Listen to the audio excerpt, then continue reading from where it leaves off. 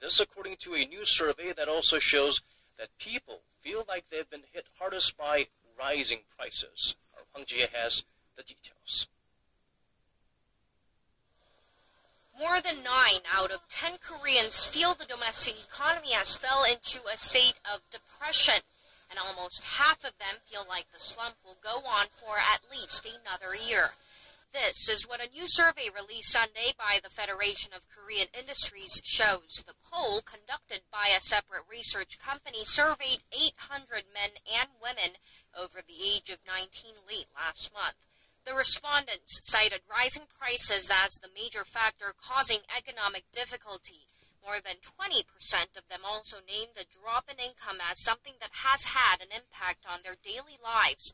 Household debt, concerns about life after retirement, job security, and housing and educational expenses were also cited as a burden.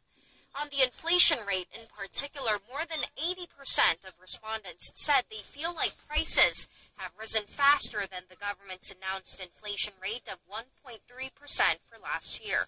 Skepticism about the domestic economy is also expected to dent private spending this year. More than half of those surveyed said they will spend less this year than last year, while a mere 8.5% said spending will improve in 2015.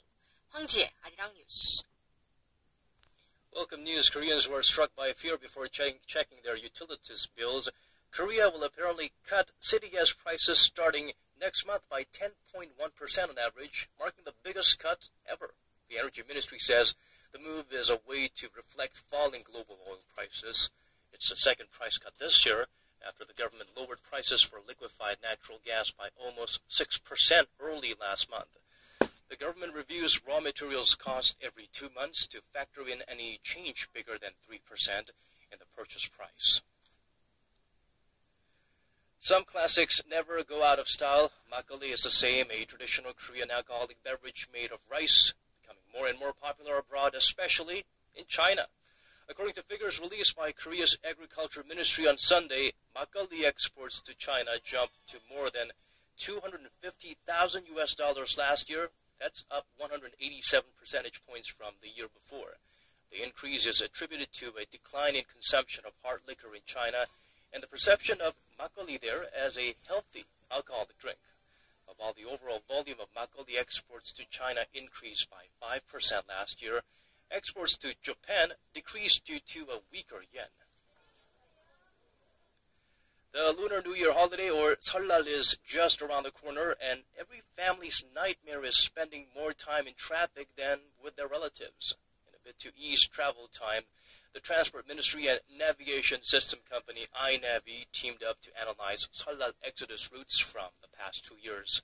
They concluded that the 4 most congested routes are as follows: the Maesong interchange to the Seopyeongtaek interchange, the Yangjae IC to the Anseong IC, the Yongin IC to the Hobop IC, and from Hannam to the Ochang Expressway. Taking a detour through national roads or highways could have saved holiday travelers up to 46 minutes of driving back then. So for this year, do some research and plan your travel route before hitting the road. Speaking of Seollal, or the Lunar New Year holidays, a common gift that is shared and eaten during that holiday is Hanwha, or traditional rice confections. Once a holiday favorite, the treats have become less popular in recent years, so Hanwha makers are trying to give them more mouth-watering appeal. Our Paul Yi has this report. These small, doughy pieces of glutinous rice turn into feathery cakes, crispy on the outside and soft on the inside when dunked in boiling oil. After they're coated with chochung, or rice syrup, and sprinkled with rice topping, they become delicious yugwa. They may look like ordinary traditional Korean confectionery, but they actually have a very unique flavor of jujube and hot pepper that is known to blend well with rice.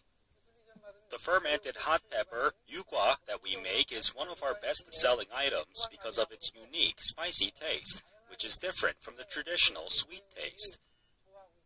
The idea for this special recipe was provided by a local agricultural research service, and fresh agricultural